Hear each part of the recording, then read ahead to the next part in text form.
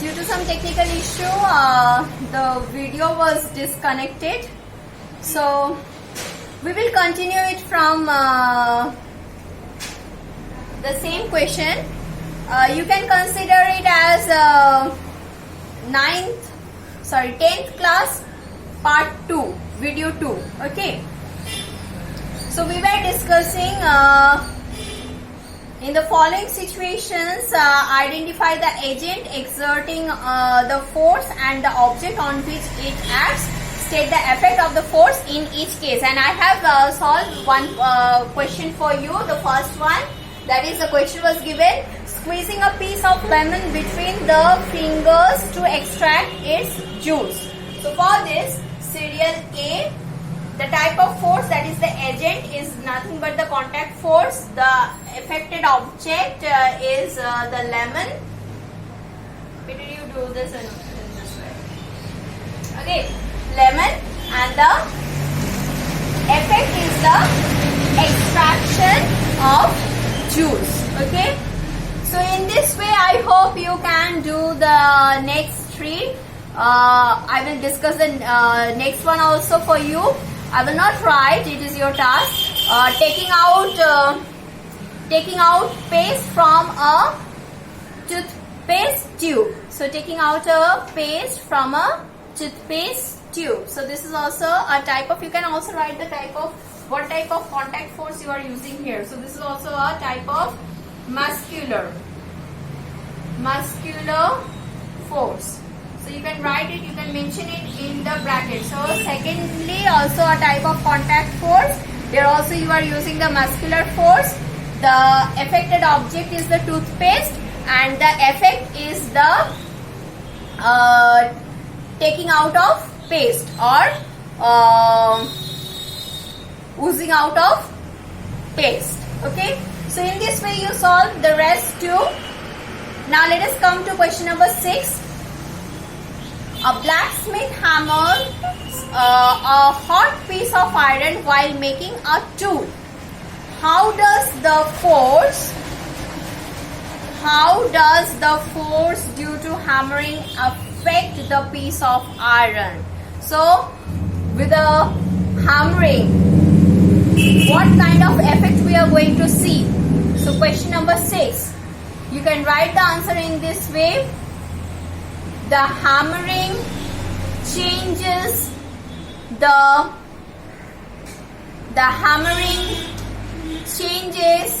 the shape of the hot piece of iron. So write down the answer. You can also write. Let me write it for you. Question number 6. How does the force due to hammering affect the piece of iron? Write down.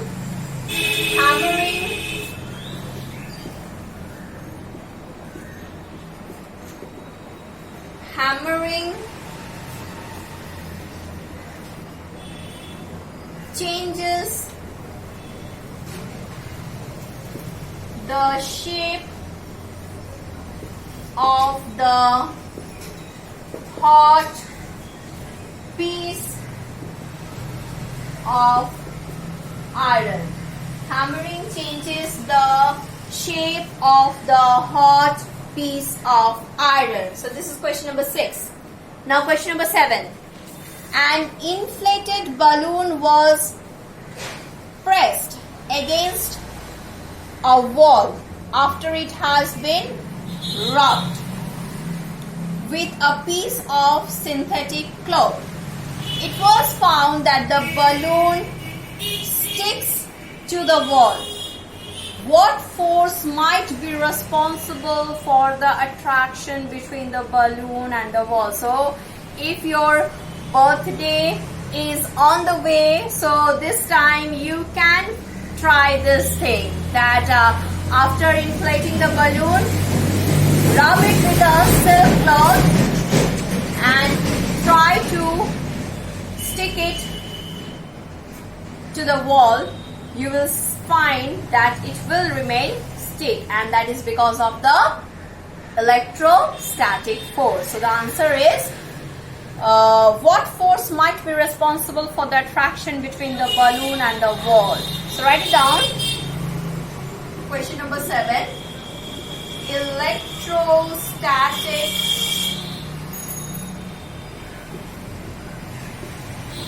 force is responsible.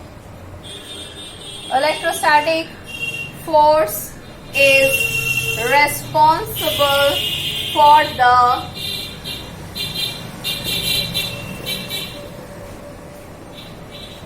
attraction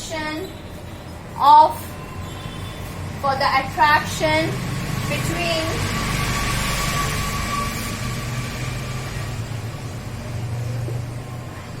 the balloon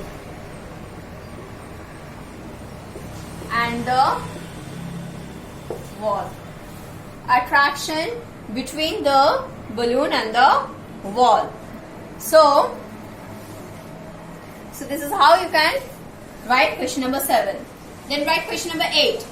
Name the force acting on a plastic bucket containing water held above ground level in your hand. So with the application of what force you can hold the bucket above the ground?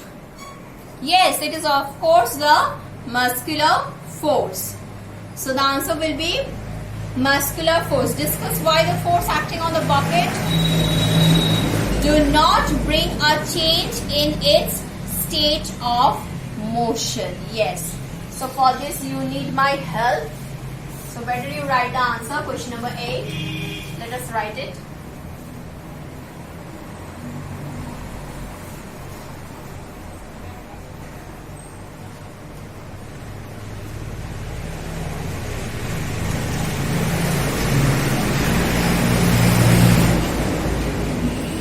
Write it down. Question number 8. For question number 8, name the force acting on the plastic bucket. Write down muscular force is acting on the plastic bucket. Muscular force is acting on the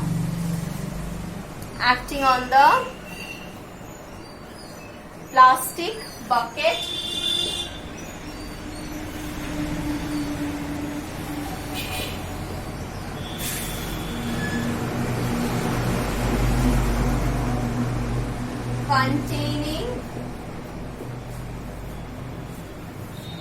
containing water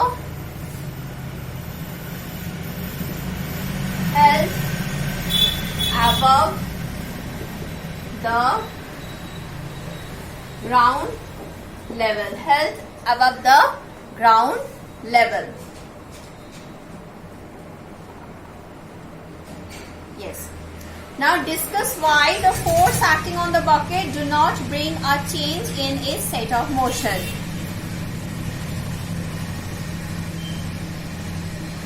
Discuss why the force acting on the bucket. This force does not bring any change to the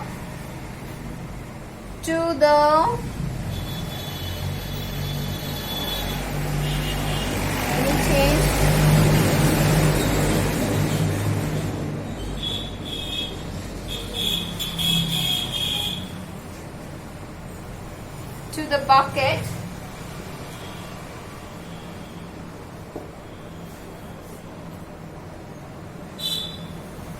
to the state of motion, to the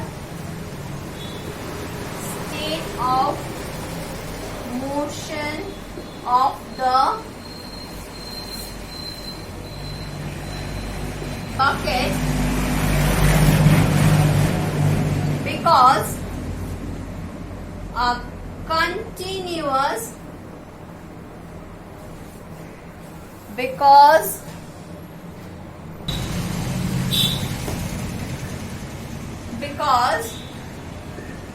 the gravitational force continuously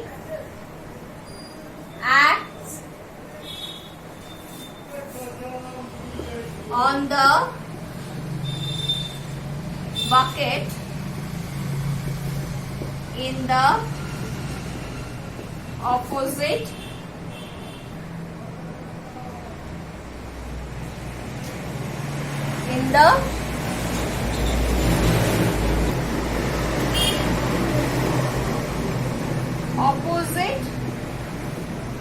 direction.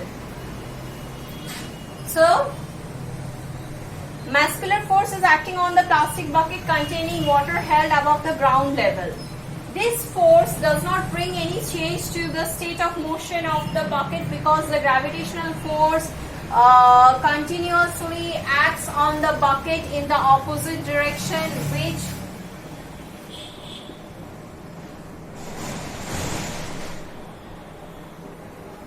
better you stop here.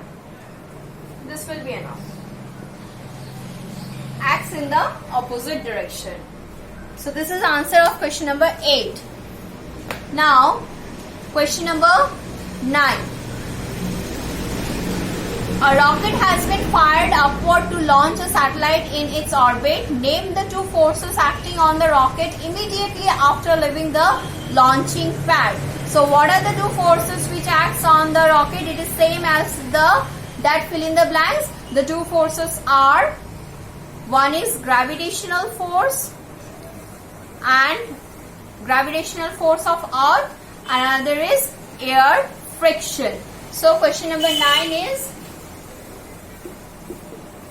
the two forces are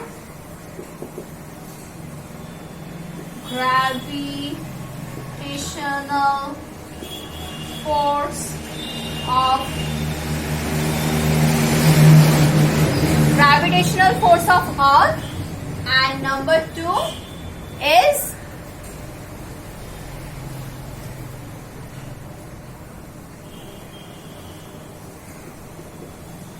friction of air. Okay. Now there is one more last question. When we press the bulb of a dropper with its nozzle kept in water, air in the dropper is seen to escape in the form of bubbles. Once we release the pressure on the bubble, water gets filled in the dropper. The rise of water in the dropper is due to you have to choose the option. The options are pressure of water, gravity of the earth, shape of rubber bulb, and atmospheric pressure. Sorry, I will not tell you the answer because I have already discussed it in my previous lecture. So this is also your homework, question number 10. So you can remember question number 1 to 10. These are your homework, and in question number 5 you have to solve for B, C and D. So please complete this task at your home and send me through your eSchool website, okay, as your assignment. Till then, thank you.